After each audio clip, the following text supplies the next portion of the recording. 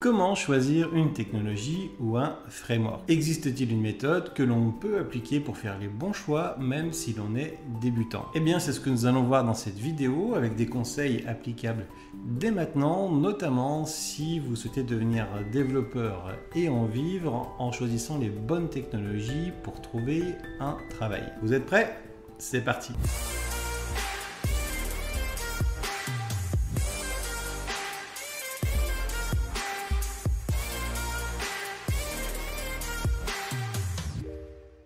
Alors, quel est le risque de ne pas choisir la bonne technologie ou le bon framework? Si vous travaillez sur un projet personnel, que vous démarrez en tant que débutant et que vous montez en compétences, eh bien, c'est le risque de s'apercevoir trop tard qu'il faudra reprendre tout le projet de zéro. Et ça, c'est une erreur que j'ai fait à mes débuts. Le doute s'installe, la démotivation, et vous pouvez même être amené à penser que le développement n'est pas fait pour vous, que c'est réservé à des gens qui ont un cerveau qui n'est pas fait comme les autres, où ils sont câblés pour le code, etc.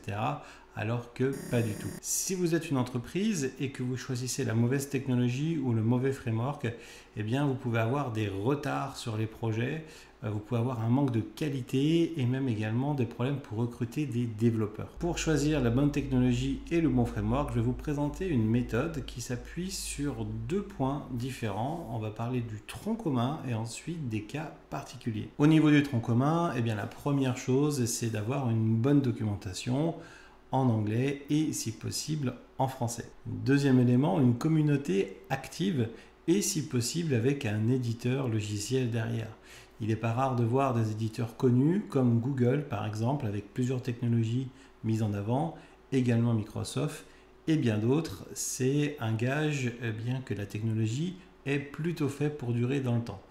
Attention, parfois avec Google, ce n'est pas forcément le cas. Troisième élément, un niveau de maturité suffisant. Alors comment faire pour savoir si la technologie est mature ou pas? Le premier point, c'est de voir son ancienneté. Si ça fait un moment que la technologie est en place, ça peut être un bon indicateur, mais ce n'est pas suffisant. Pour aller plus loin, ça peut être intéressant de voir l'écosystème autour de la technologie ou du framework. Par exemple, pour un langage de programmation, ça peut être intéressant d'aller voir les librairies qui existent autour du langage de programmation et pas les librairies internes au langage de programmation. Si le langage est là depuis un moment ou qu'il a une certaine maturité ou un gros engouement, il y aura beaucoup, ou en tout cas de plus en plus de librairies utilisables en l'état. C'est autant de code source que vous n'avez pas à coder vous-même. Par exemple, pour le langage Python, eh bien, vous avez énormément de librairies disponibles. Le langage est installé depuis longtemps. C'est un langage mature qui continue d'évoluer. Pour le langage Rust, il y a de plus en plus de librairies qui sont autour du langage Rust, mais il a démarré avec un petit peu de retard et il est en train de le rattraper.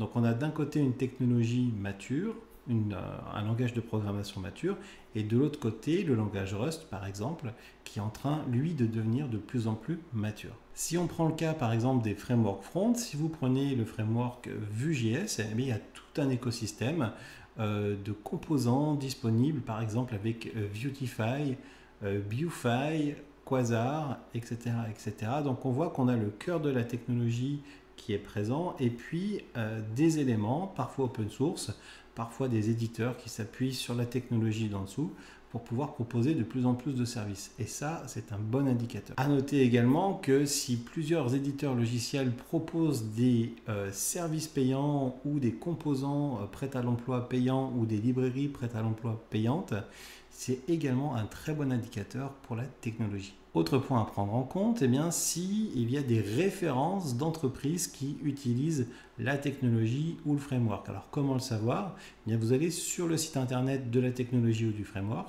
et vous avez de grandes chances de voir la promotion des entreprises qui l'utilisent déjà. Alors c'est un indicateur, mais il faut quand même se méfier parce que il n'est pas rare de voir des grandes entreprises qui disent utiliser la technologie, donc les personnes qui font la technologie l'utilisent comme référence, mais dans les grandes entreprises, vous avez énormément de projets différents, ce qui implique en fait qu'il y aura beaucoup de technologies utilisées. Par exemple, le cas de la NASA, à une époque, beaucoup de personnes disaient on est utilisé chez la NASA pour des produits logiciels, etc. etc. Mais la NASA, c'est tellement grand qu'ils vont utiliser plein de choses. Et parfois, une équipe de 3 personnes dans une grande structure va utiliser la technologie. Alors oui, c'est vrai, mais c'est peut-être utilisé que par 3 personnes. Donc méfiez-vous des références, mais si vous avez quand même des références d'entreprise, c'est un indicateur plutôt positif. Autre point à prendre en compte, c'est la compatibilité ou l'intégration avec des technologies existantes. Imaginez que vous vouliez développer un nouveau langage de programmation qui sera sûrement bien meilleur que ce qui existe, c'est toujours un petit peu la même histoire. Eh bien, si vous démarrez avec un langage de programmation neuf, vous allez avoir besoin d'une communauté de développeurs qui va tester votre nouveau langage de programmation phare et finalement coder avec ce langage. Mais ils vont vite être limités parce qu'il n'existe pas du code existant. Donc, il y a deux solutions, soit on crée le code de zéro, soit on va pouvoir être compatible avec du code déjà en place. Par exemple, avec Python, vous pouvez intégrer du code fait en C, ce qui permet de très rapidement pouvoir utiliser des briques logicielles déjà en place et les appeler avec le langage de programmation. Donc si vous avez une technologie qui permet une intégration facile, c'est un plus. Si vous prenez par exemple le cas de Vue.js, eh bien vous pouvez l'intégrer plutôt facilement dans un projet existant. Par exemple, un projet qui est en place depuis quelques années, eh bien le client n'a pas forcément les budgets pour moderniser tout l'ensemble de l'application, mais c'est possible de lui proposer un petit plus avec des fonctionnalités bien placées. Par exemple, sur les fonctionnalités qu'il utilise le plus, vous pouvez proposer des évolutions à base de composants réutilisables, par exemple avec Vue.js, parce qu'on n'est pas obligé de tout réécrire en Vue.js pour pouvoir l'utiliser à l'intérieur de pages web. À prendre en compte également, eh bien, c'est la roadmap. Les fonctionnalités qui vont arriver sont souvent annoncées sous forme d'étapes dans le temps, ce qu'on appelle la roadmap. Si vous vous apercevez que les roadmaps n'ont pas été suivies, c'est-à-dire que les fonctionnalités attendues sont en retard, ou il y a beaucoup de bugs par rapport à la livraison qui a été faite, eh bien, c'est pas forcément génial. En revanche, si vous avez des roadmaps qui sont clairs, qui sont bien suivis, et qui sont respectés, eh bien c'est un bon indicateur. Autre indicateur assez intéressant, eh bien, ce sont les communautés, les avis des développeurs. Vous pouvez suivre par exemple des forums, des blogs, comme par exemple le blog de coder pour changer de vie.com, également des serveurs Discord, etc., etc. Attention cependant, méfiez-vous des endroits où il y a beaucoup de débutants qui donnent des conseils aux débutants. Parfois il y a des guerres de clochers un peu inutiles et surtout il n'y a pas forcément l'expérience sur les erreurs qui ont déjà été faites par les personnes expérimentées et on s'aperçoit souvent que la dernière technologie à la mode avec beaucoup de promesses n'est pas forcément applicable en l'état dans les projets. Donc voilà, c'est un point à prendre en compte. Les avis des développeurs, oui, mais choisissez aussi les développeurs qui ont un petit peu de bouteille. Ça peut vous aider à gagner du temps. Indicateur supplémentaire à prendre en compte et qui peut être assez intéressant, c'est de savoir pourquoi certaines technologies n'ont pas fonctionné, par exemple, dans le passé. Alors, il y a plusieurs facteurs qui peuvent entrer en jeu pour qu'une technologie ne fonctionne pas, alors que la technologie avait tout pour fonctionner sur le papier. Un des points qui peut revenir de temps en temps, c'est qu'il y a eu un fondateur au début du projet qui a réussi à fédérer une équipe de développement, parfois des personnes très motivées en open source, etc. Ou pas forcément en open source d'ailleurs. La personne est partie du projet alors qu'elle était leader et finalement la dynamique s'effondre sur elle-même alors que la technologie était plutôt prometteuse. Autre point qui peut être un échec, c'est que les personnes se concentrent uniquement sur la technologie, font de l'entre-soi et délaissent un petit peu le côté support, le côté documentation, ce qui fait que les personnes qui veulent rejoindre l'aventure ont du mal à comprendre comment fonctionne la technologie, n'ont pas forcément les personnes disponibles pour répondre et ont une documentation parfois de mauvaise qualité ou parfois qui n'est pas à jour. Et ça peut être un élément déterminant pour le fait qu'une technologie ne soit pas adoptée et n'aille pas plus loin. Autre point également, c'est une mauvaise communication, c'est-à-dire que si quelque chose de formidable existe mais que personne ne le sait, ça va rester formidable, mais ça va rester petit en fait.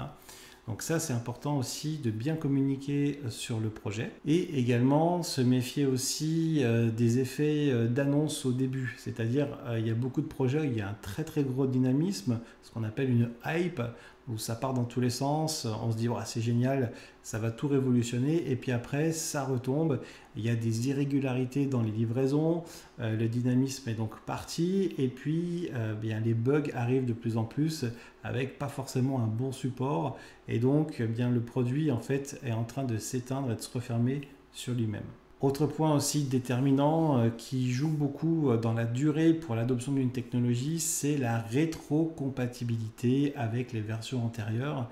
Si vous démarrez sur une nouvelle technologie, que vous vous plaisez sur la technologie, que vous faites la V1, la V2, la V3, la V4, et que vous faites bien des projets pour vos clients et que ça marche super bien, et que d'un seul coup on vous dit ah ben non finalement la V5 la prochaine ça casse tout, vous ne pouvez plus réutiliser ce que vous avez fait, et bien vous vous retrouvez coincé avec vos projets clients parce qu'il y a eu un choix de casser la rétrocompatibilité.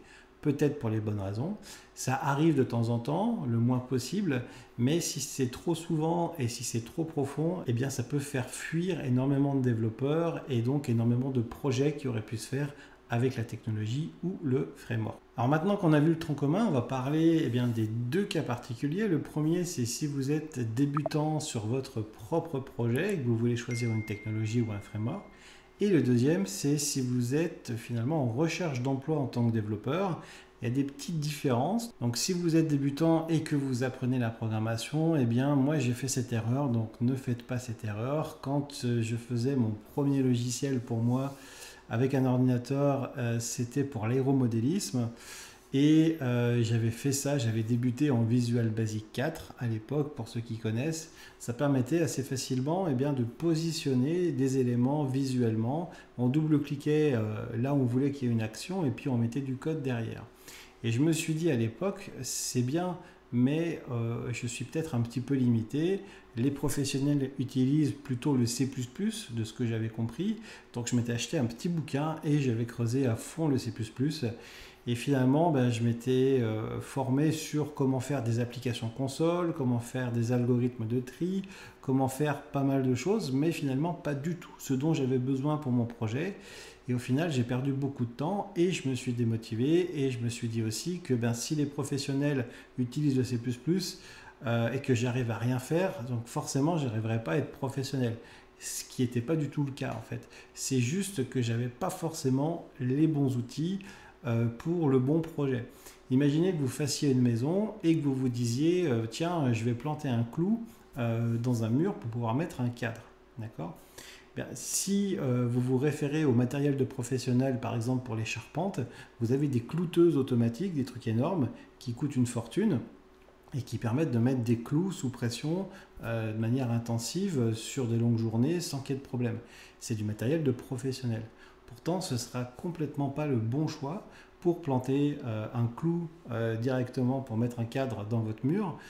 Peut-être même qu'un clou c'est pas bon, peut-être simplement un adhésif qui coûte pas très cher, ça va très très bien et ça fait pas de marque sur le mur.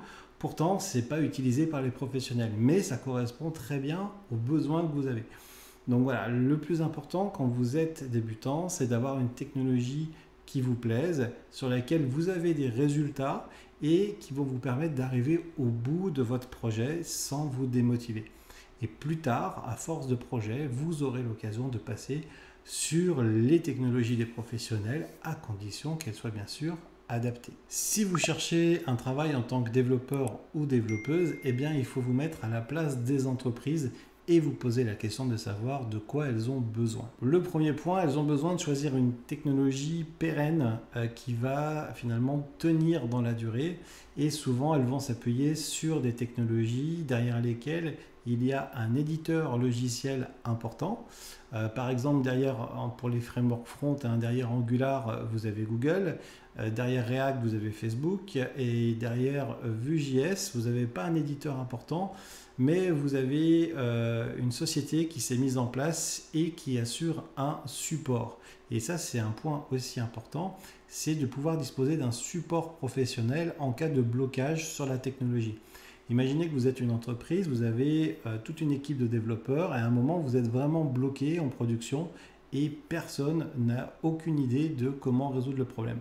À ce moment-là, c'est vraiment précieux de pouvoir passer un coup de fil, un email et avoir un support de professionnels sur la technologie ou le framework pour débloquer l'équipe.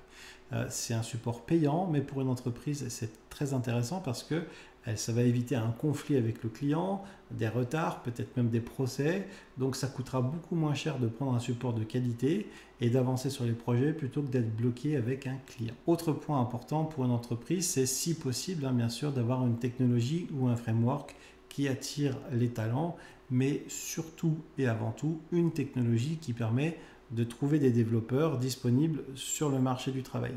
Parfois, vous avez une technologie qui est très bonne pour ce qu'on veut faire, mais elle ne sera pas forcément choisie par l'entreprise parce qu'il y a très peu de développeurs qui la maîtrisent. Comment faire pour savoir un petit peu quelles sont les technologies attendues par les entreprises à l'instant T? Eh bien, vous pouvez regarder les offres d'emploi développeurs sur les plateformes dédiées, ce qu'on appelle les job boards. Et moi, ce que je vous invite à faire, c'est d'aller regarder les entreprises dans lesquelles vous auriez envie de travailler aujourd'hui, même si vous n'avez pas encore les compétences. Et ce que vous faites, c'est que vous regardez les 10 premières, les 20 premières, vous faites une liste de 20 entreprises, peut-être même 30, et à chaque fois, vous notez les technologies. Et vous allez vous faire un petit vernis comme ça pour comprendre un petit peu ce qui revient le plus souvent. Après, le deuxième critère à prendre en compte, c'est ce que vous voulez faire réellement. Par exemple, si vous avez la stratégie de dire je vais travailler dans un grand groupe, dans une ESN assez grande, parce qu'il y a des projets assez grands derrière avec des gros clients, ça peut être un choix. À ce moment-là, vous notez pour les grosses ESN quelles sont les technologies demandées. En ce moment, par exemple, vous allez souvent retrouver le trio .NET C#, Java et également Angular. Alors pour différentes raisons, il y a un très très gros support sur les technologies Microsoft. La technologie Java, ça a été un grand remplaçant d'autres technologies par le passé, avec de très bons langages de programmation, avec un écosystème énorme de librairies derrière, de frameworks, etc., avec une base de développeurs installée. Et pour Angular, c'est une solution qui permet pour les grosses sociétés, par exemple, d'avoir une sorte de pot commun entre les projets, parce qu'avec Angular, vous avez tout intégré. Vous n'avez pas besoin de composer les choses au niveau de votre framework front spécifique pour un projet, puis qui va changer sur un autre projet. Vous avez une sorte d'homogénéité qui va permettre à une grosse ESN, par exemple, d'avoir des équipes de développeurs qui vont être très productives, peu importe les projets clients, parce qu'il y a un écosystème de technologie qui va souvent être identique. Donc voilà, la meilleure solution, c'est d'explorer le marché. Et une fois que vous avez fait ça, ça va être de construire votre portefeuille projet par rapport à ces technologies et pouvoir mettre en pratique les éléments. Vous allez vous apercevoir également que l'ensemble des technologies, l'ensemble des points que vous avez relevés dans les différentes entreprises et qui sont assez communs, travaillent plutôt entre eux. Donc en faisant votre portefeuille projet sur ces technologies-là, vous allez pouvoir utiliser l'ensemble de ce petit écosystème et commencer à développer vos compétences pour les présenter plus tard aux recruteurs. Maintenant que vous avez toutes les cartes en main, c'est à vous de jouer. Si vous souhaitez aller plus loin, je vous offre mon guide, le guide d'un ami, pour démarrer une carrière de développeur en 6 étapes que j'ai fait avec amour et humour et dans lequel je rassemble maintenant 22 ans d'expérience. Et si vous souhaitez mettre les mains dans le cambouis, commencer à toucher du code et pourquoi pas vous améliorer, je vous invite à suivre ma formation gratuite sur le premier pilier de la programmation où vous allez découvrir les secrets de l'algorithmique grâce à la recette des lasagnes à la bolognaise et une boîte à œufs. En attendant de se retrouver dans une prochaine vidéo, je vous invite à suivre l'aventure sur le blog coderpourchangerdevie.com et également à vous abonner à la newsletter dans laquelle je donne des conseils privés qui ne sont pas forcément dans les vidéos. Sur ce, je vous dis à bientôt. Ciao, ciao!